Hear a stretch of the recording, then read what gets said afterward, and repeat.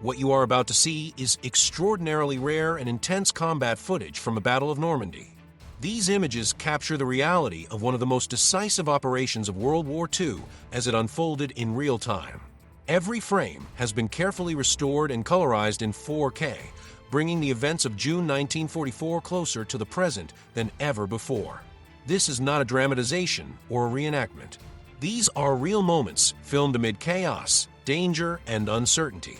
Soldiers landing under fire, ships filling the horizon, and the scale of the largest amphibious invasion in history, now seen with a clarity that previous generations could never experience.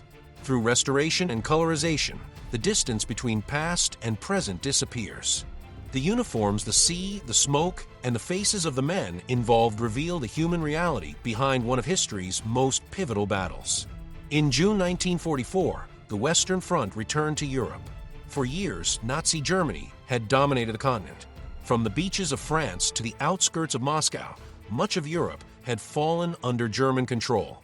The Soviet Union waged a massive war in the east, but in the west, no large-scale Allied invasion had occurred since the fall of France in 1940.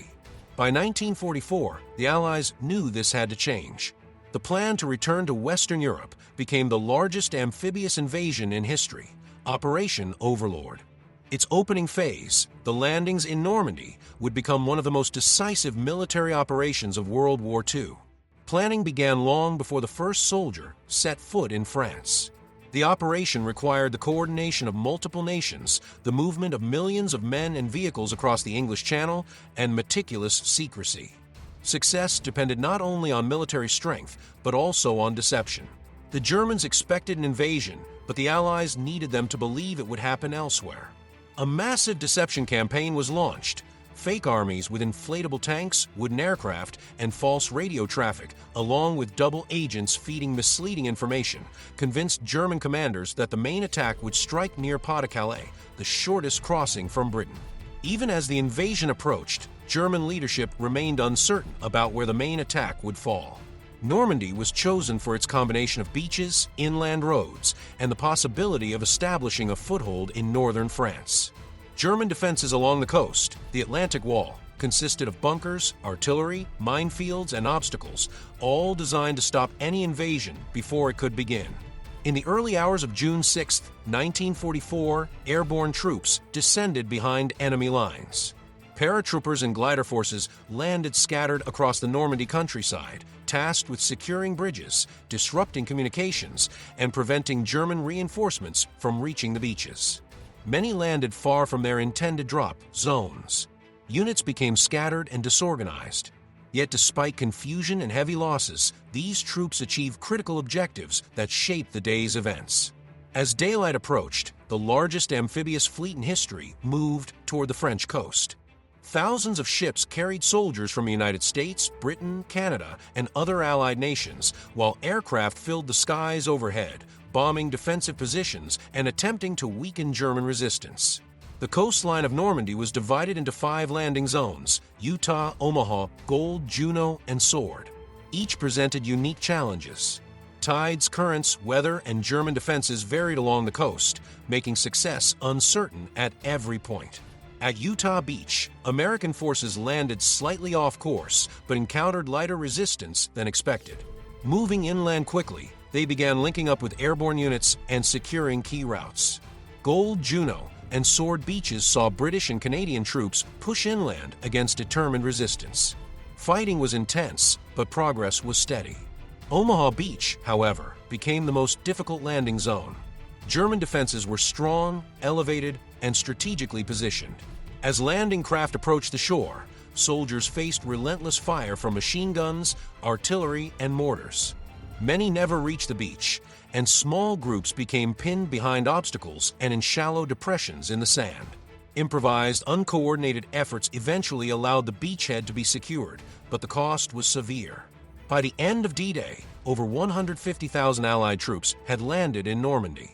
The invasion had succeeded, yet the battle for Normandy had only begun. Weeks of intense fighting followed across hedgerows, villages, and farmland. Thick hedgerows divided fields into natural defensive positions, which the Germans exploited to slow the Allied advance. Progress became slow and costly.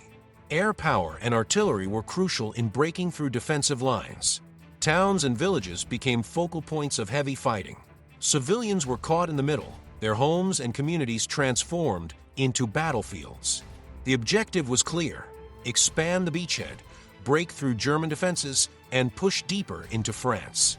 Operation Cobra, launched in late July, marked a turning point. A massive bombing campaign weakened German positions, allowing American forces to break through defensive lines and begin a rapid advance across northern France. German forces, already under pressure from the Soviet advance in the east, struggled to regroup. The battle culminated in the Falaise Pocket, where thousands of German troops became trapped between advancing Allied forces. The destruction of these units dealt a major blow to Germany's ability to defend France. By the end of August 1944, Paris was liberated, and the German hold on Western Europe had effectively collapsed. The Battle of Normandy did not end World War II in Europe, but it marked the beginning of the end.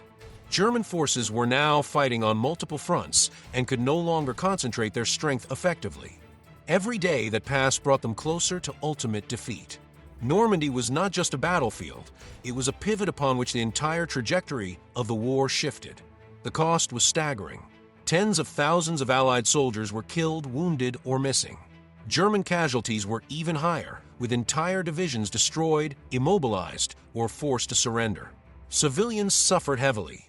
Homes, schools, hospitals, churches, and historical landmarks were reduced to rubble.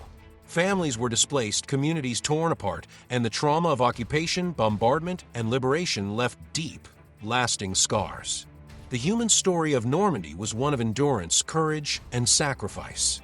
Soldiers faced stormy seas, relentless artillery, and fortified defenses.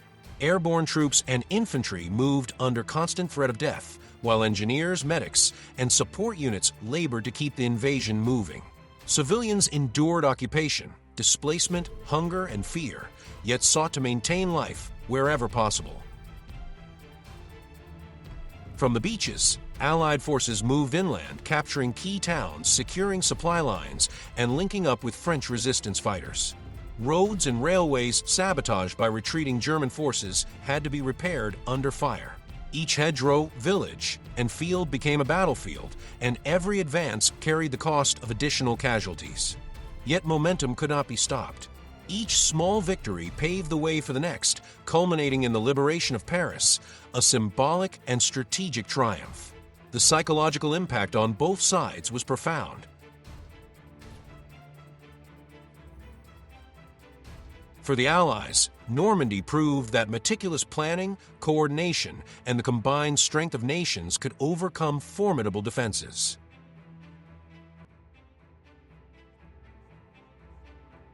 For the Germans, the shock of losing control of Western Europe, the inability to reinforce positions, and the knowledge that the Allies now had a secure foothold on continental soil shook morale and command structures. The war was now fought for the heart of Europe itself.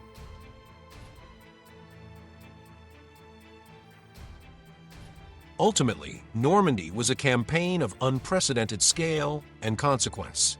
Victory required not only superior weapons, but coordination, resilience, and sacrifice on a scale the world had never seen. The road to ultimate Allied victory began on the beaches of Normandy in the early hours of June 6, 1944, and continued through weeks of grueling combat, logistical challenges, and strategic maneuvers. It did not end the war, but made victory inevitable. The legacy of Normandy endures not just in history books, but in the memory of those who fought and those who lived through it.